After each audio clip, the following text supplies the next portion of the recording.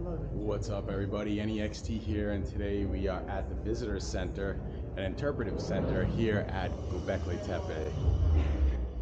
Now, while I'm deep in the trenches working on what may be the most comprehensive masterclass ever created on Zep Tepe, Egypt's first time or first occasion, I figured why not bring you another Tepe while you wait. No connection, except this one might just flip your entire understanding of human history.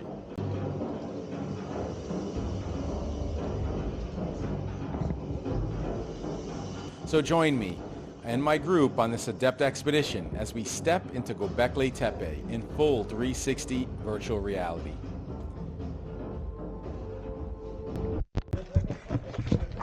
What's up, everybody? Anyextee here, and today we're coming to you once again from Göbekli Tepe, but this time in full 360.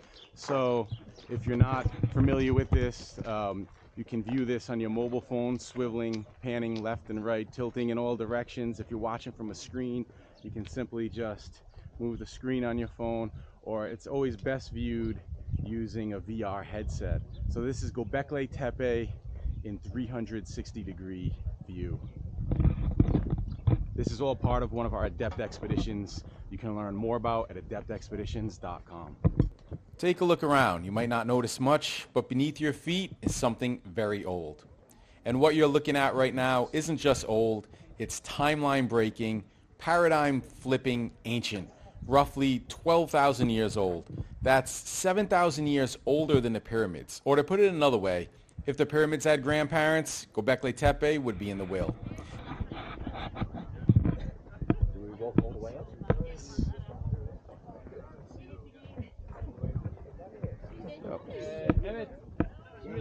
We're right up the walkway here, and then that's the enclosure there. It's now covered over. I believe after around 2016-17, I want to say, they covered it over to protect it from the elements. Do you think it's rough down here? Yeah. Doesn't that, what with like solar alignments, or like the solstice days, doesn't that hinder it?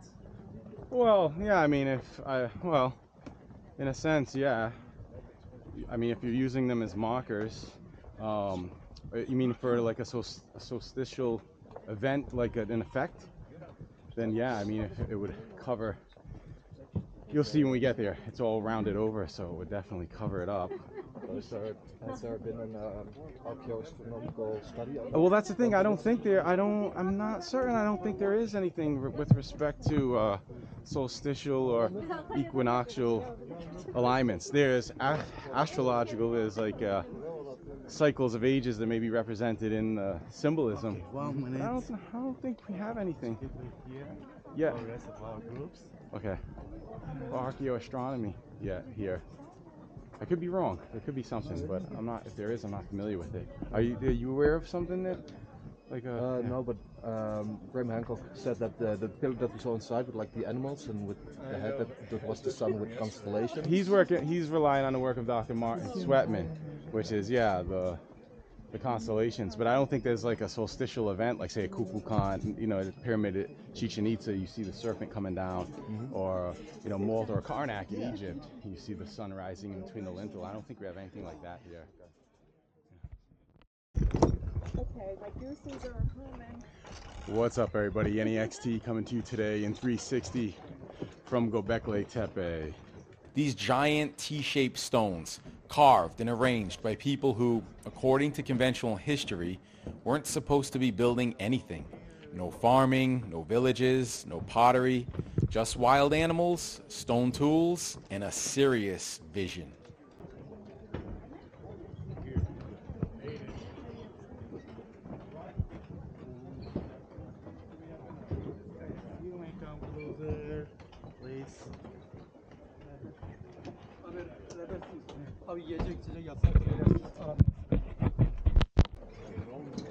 What's up, everybody? Anyextee here, coming to you today in 360 from Göbekli Tepe, 0 point, which may be prematurely dubbed as they're now finding new stuff that may be older than Göbekli Tepe. But this is a full 360-degree view, so you can swivel the camera around or swivel your view around at your leisure. You're not restricted to myself, the content creator's point of view. But you can see here, we have our view under the enclosure. I'm just gonna take you around the entire enclosure so you can get a look.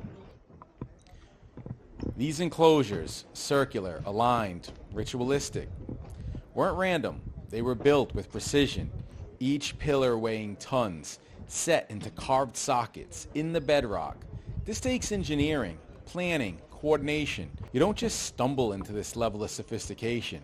And yet, here it is, before agriculture, before cities, before writing. Built by people we used to call primitive. Yeah, about that. Check this one out here in the distance. See those arms carved into the pillar? That's not just art. That's intentional symbolism. Anthropomorphic design. These stones were meant to represent something. Maybe ancestors, deities, celestial beings, rulers. We don't know, but it wasn't decoration. And these carvings, we find foxes, vultures, you can see scorpions, serpents. They might tell stories, or marked constellations, or encoded myths. It's like an ancient cosmic comic strip etched in limestone.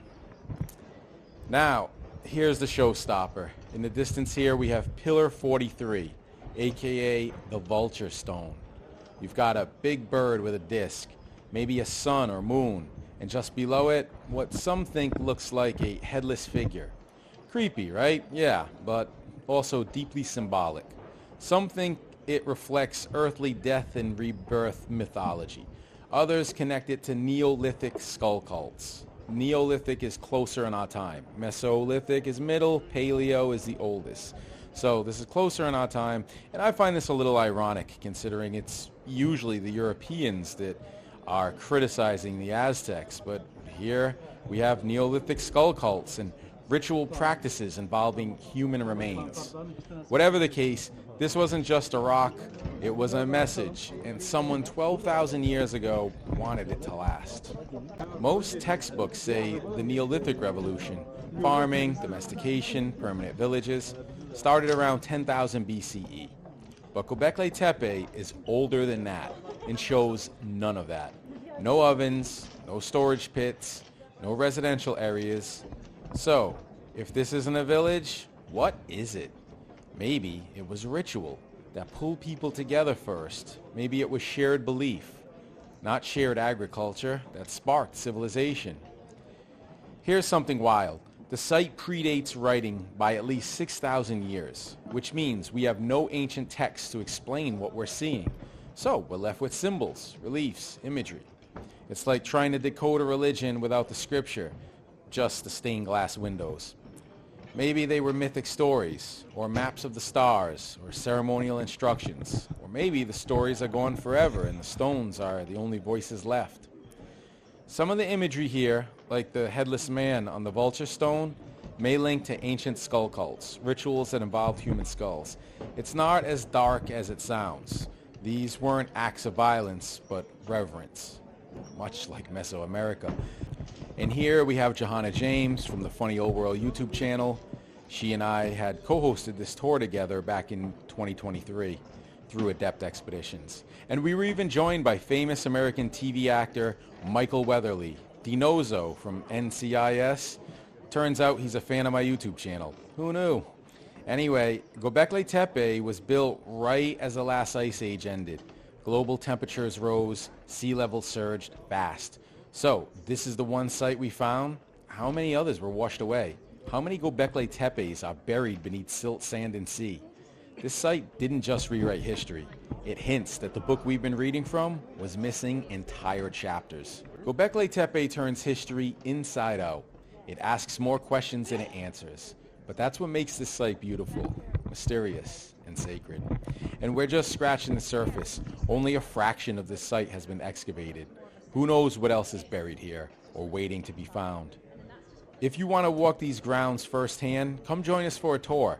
I'll be heading up a group alongside Matt Simpson from Ancient Architects YouTube channel, who's done some great videos on the Taz Tepeller sites, And this will be our second year running a tour together through Göbekli Tepe in Turkey.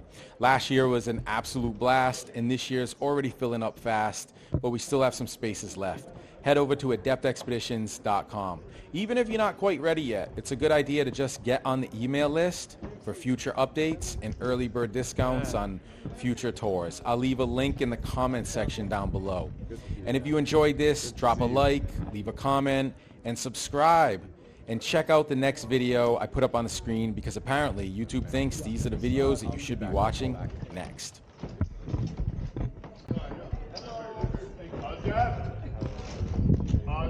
Adept Expeditions, over here with Mehmet for a moment.